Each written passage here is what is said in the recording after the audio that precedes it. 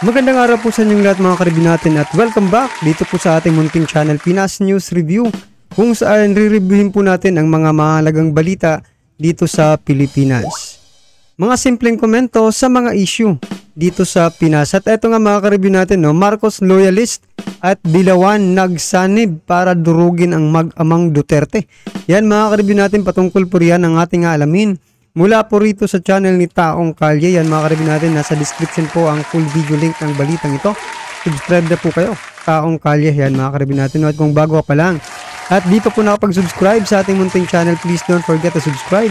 At i-click na rin po ang bell notification para updated ka po sa lahat ng ina-uploads nating reaction video. At eto na nga mga karibin natin, huwag na po natin patagalin. Sama-sama at sabay-sabay po natin pakinggan, panoorin at bigyan ng reaksyon ang balitang ito. Eto na po.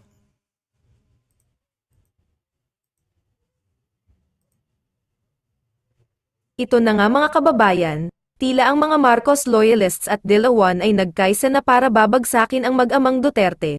Maging sa Kongreso sa pangungina ni Martin Romualdez at Makabayan Bloc, ano ba ang nagawa ng mag-amang Duterte sa bayan at galit-magalit sila? Maging ang asawa ni Pangulong Bongbong Marcos ay kasabwat ng Kongreso at Dilawan. Takot ba si PBBM sa asawa niya at kay Romualdez para pagsabihan niya ang mga ito na manahimik at tutukan na makaahon ang mahihiram na ating mga kababayan? Ito naman ang komento ng mga netizens. Maduming dumiskart si Tabaluzlos. May maitim na balak kay Sara Duterte. Anong ginagawa ni PBBM? Alam mo na binoto ka na taong bayan para pagbabago ngunit tahimik ka sa nangyayari. BBM ay sinyales ng ayon sa mga plano ni Tabaluzlos. Alalahanin ninyo mga Marcos, kaya kayo pumuti at sumikat uli kayo dahil sa mga Duterte, kaya wag niyong antayin na DDS din magbalik sa inyo sa putikan. Ayusin ni Mrs. Liza Marcos yan dahil Marcos Duterte sinusuportahan, hindi sayo Liza Marcos Aranita. Magaling lang sa speeches, kulang ng ngipin at strong hands, must be firm to implement works, look and give attention, prices of human primary commodities, look inside what's happening. Nangyayari sa inay bayan natin. Diyos ko po, tumigil ka na Martin at yang mga makaliwa, tama na po, dapat magtulungan na lang tayo para umunlad ang ating bayan. Correct po, lumabas na totoo wala siya pagmamahal sa bayan, sayang boto ko, talamak na ang droga, crime and corruption, smuggling at patuloy na pagtaas ng bilihin, sayang boto ko, akala ko kagaya siyang tatay niya. Ito ang aalamin natin sa video na ito. Kung bago ka lang sa aking YouTube channel, baka pwede makahingi ng like at subscribe at click mo na rin ang notification bell para updated ka sa aking nilalabas na bagong video. Salamat po. Pakinggan natin ang komento ni Sir Badong Aratiles. Ito hindi ko alam kung ako lang po nakakaramdam nito, no? So yan mga karibin natin, ramdam nyo na po ba? Ramdam din nyo po ba? Di ba? Itong tama nga po, pagsasanib pwersa ng mga loyalista, no? Kasi mga karibin natin, no, napapansin natin yung ibang vloggers, mga karibin natin, tuwang-tuwa, no, na talagang binabanatan itong mga Duterte ng mga nasa Kongreso, di ba? Dilawan at loyalista nagkakampihan na ba? Hindi na ba unity ang Marcos at Duterte ngayon mga karibin natin? Ano na ba ang unity ngayon? Mga Dilawan na ba? Ito nga lang po mga karibin natin kung 'di ba, kung Marcos at Dilawan yung naging unity nung nakaraang eleksyon, sa palagay niyo po ba mananalo po itong si PBBM mga karibin natin? Diba? Hindi po. Nanalo lang po si PBBM sapagkat ang kanyang ka-unit team ay Duterte mga karibin natin. Aminin man po ng iba o hindi nila aminin mga karibin natin. Pero yun po talaga yun po talaga yung nakikita ng taong bayan kung bakit nanalo talaga itong si PBBM, no? Dahil po sa mga Duterte. Dahil sa Duterte, dahil sa pangalang Duterte na itinandem sa kanya mga karibin natin. Yan nga po yung tanong kung Dilawan ba o kung Rojas Duterte ba ay Rojas Marcos ang nagtandem, no? Or Lenny Marcos, Robredo Marcos yung nagtandem nung nakaraang eleksyon, yun yung naging unit team nila. Mananalo kaya si PBBM mga karibin natin, no? Wag naman po tayong magbulag-bulagan mga karibin natin, no? Alam naman po nating lahat, no, nananalo po si PBBM sapagkat yung ka-unit team niya ay si BP Sara Duterte. Pero bakit ngayon mga ka-review natin parang marami na pong dilawan. From day one mga ka-review natin, ito na po yung nirereklamo ng ilang mga Duterte supporters at talagang yung totoong loyalista mga ka-review natin hindi yung mga hunyango dyan, mga malabnaw, mga loyalistang malabnaw mga ka-review natin, no? Na may mga dilawan na sa kabinete ni PBBM, no? At ngayon nga mga ka-review natin, talagang alyansa na ang dilawan at hindi natin masabi no kung ito na ba yung bagong Pilipinas, bagong muka, bagong uniteam. Ito na ba yon? Nako. Araw-araw na ginagawa ninyo dyan sa House of Representatives. Tapos gusto mo pang idamay yung Senado, Risa Ontiveros. Sa araw-araw na ginagawa ninyo, tuloy-tuloy po no mula po sa confidential fund. Tapos ito lang po yung yung gusto kong iparating. Ito yung nararamdaman ko ngayon. Sabi ko, anong uri na tayo ng mga Pilipino? Anong uri na tayo ng mga tao? No?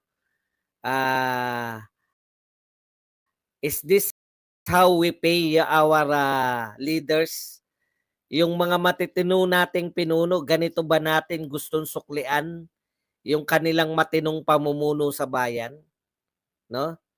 Matapos po natin silang maglingkod, alam niyo po, ang sukatan ko lang po ng matino yung pamumuno na naglingkod. Kung hindi po siya yumaman. Kung naglingkod siya ng 6 na taon bilang presidente at hindi niya po ikinayaman, katulad po na nangyari kay Pangulong Duterte, tapat pong naglingkod yan. No? Ang dami po nagawa. Ito po, wala po kayong, buhat po na naging tao ko, mula po kay Cory. Hindi pa ako tao nung kay Marcos Mula po kay hanggang dito kay Pinoy. Wala pong pangulo na nakagawa ng sangkatutak na proyekto katulad ng ginawa ni Pangulong Duterte. Wala pong pangulo na talagang nakaramdam tayo ng matinding pagbabago. Bilang ganti, pinasalubungan natin yan, pinabayunan po natin yan, no? Nung paalis po siya, pinabaunan po natin siya ng pinakamataas na rating. Mahal na mahal natin. Ganyan ba tayo magmahal? Tayong mga Pilipino. Ako alam ko, nararamdaman ko maraming Pilipino. Wala lang nananawagan na mag-rally para kay Duterte. Wala pa. Pero malay natin. Yan nga po mga ka-review natin yan nga po yung nakakapagtaka no? Ano ba talaga yung nagawa ng mag-amang Duterte mga ka-review natin na talagang pinanggigigilan no nila. Siyempre kay Pangulong Duterte marami tayong 'di ba? Siguro kung may sagasaan siya mga ka-review natin kasi kahit malalaking negosyante diyan minumura mga ka-review natin 'di ba? Siguro kung may nasagasaan doon no? At ngayon ay gumaganti na. Ganun ba? Mga ka-review natin. Pero di ba napagdaanan na kasi natin yun mga ka-review natin ng ilang dekada mga ka-review natin bago pa dumating sa buhay natin na maging presidente si Pangulong Duterte. Di ba mga dilawan yun mga dilawan yung nakaupo mga ka-review natin. Tapos pinilit natin na matanggal yung mga dilawan sa gobyerno, di ba? Medyo nawala yung ibang mga dilawan mga ka-review natin. Pero ngayon nagsisibalikan, di ba? Mukhang pumapapil na naman ito sa administrasyong ito mga ka-review natin, no? Parang ayaw talaga nilang tantanan itong mag-amang Duterte, no? Sa dami-dami ng problema ng ating bansa, yung mga tao umaangal na po sa presyo ng mga bilihin, no? Imbis na mag-focus po sila doon at makatulong, bakit ganito? Bakit po yung kung sino pa yung serbisyo ng tama sa ating bansa, siya pa yung tinitira ngayon. Parang napaka-unfair po ng ganitong sitwasyon, no, mga ka-review. Kayo po ba natutuwa sa mga ganitong galawan, mga ka-review natin? Talagang Ay nako, baka isang araw, ha? Magising na lang tayo, puro dilaw na ang nakapwesto dyan sa ating gobyerno. Well, wala tayong magagawa, baka review natin kung di, ano ba, pikit matang tanggapin sila. Pero, di ba? Papayag kaya ang mga supporters ng mga Duterte na ganun-ganun na lang? Pinaghirapang tanggalin yung mga korap sa gobyerno pero pababalikin na naman ngayon. Nako po. Malay natin, may magsimula lang kahit ilan lang siguro, no? Masimulan lang. Pakita natin na mahal natin si Duterte. Hindi tayo papayag na matapos maglingkod ng 6 na taon lahat na lang ikakaso. Lahat na lang iimbitahin. Yan po pinakamali, yung ICC niya. Meron naman po palang batas tayo dito sa Pilipinas na crime against humanity. Meron naman po pala. Meron po palang batas laban sa crime against humanity. Bakit hindi nyo sampahan dito?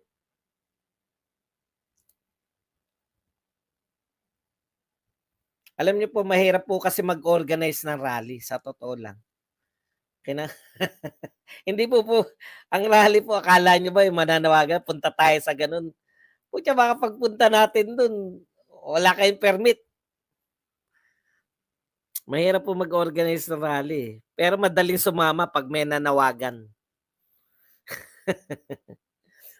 Nakakapanggigil na, no?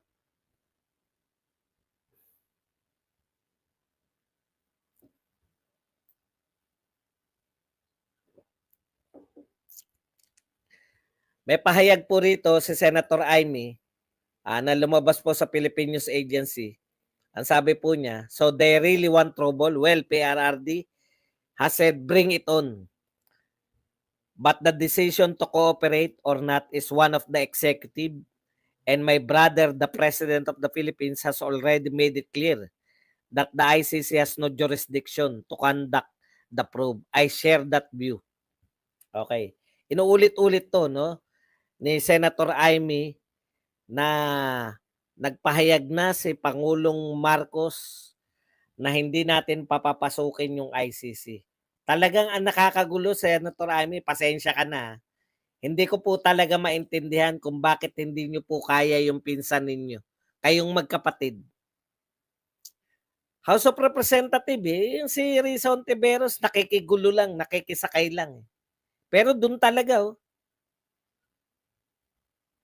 tinanong siya kanina, ano masasabi sa ano yan, mga congressman yan. Hindi niya pinatitigil, wala siyang tuloy-tuloy lang.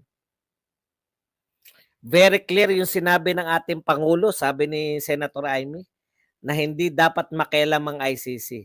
Hindi kailangan ng tagalabas pa, mga banyaga pa magsabi sa ating pulis kung sino dapat huliin, arestuin, ikulong. Yan po. Narinig po natin yan. Sinabi ni Pangulong Marcos yan. Ito po talaga. Ang tanong ko nga po sa inyong magkapatid, no? Senator Amy at si PBBM, naawa po ako kay PBBM. Ito po, alam niyo po ba habang nagkakagulo po yung kung ano-anong ICC na naman. Real talk po. Ito tignan nyo habang nagkakagulo tayo rito,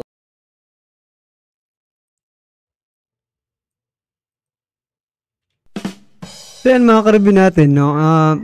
Marami nga nagko-comment sinasabi nila na itong si Tamba, mga ka-review natin, parang presidente kung umasta, di ba mga ka-review natin? Kasi isipin mo, sinabi na ng Pangulo, sinabi na ng pinakamataas, di ba?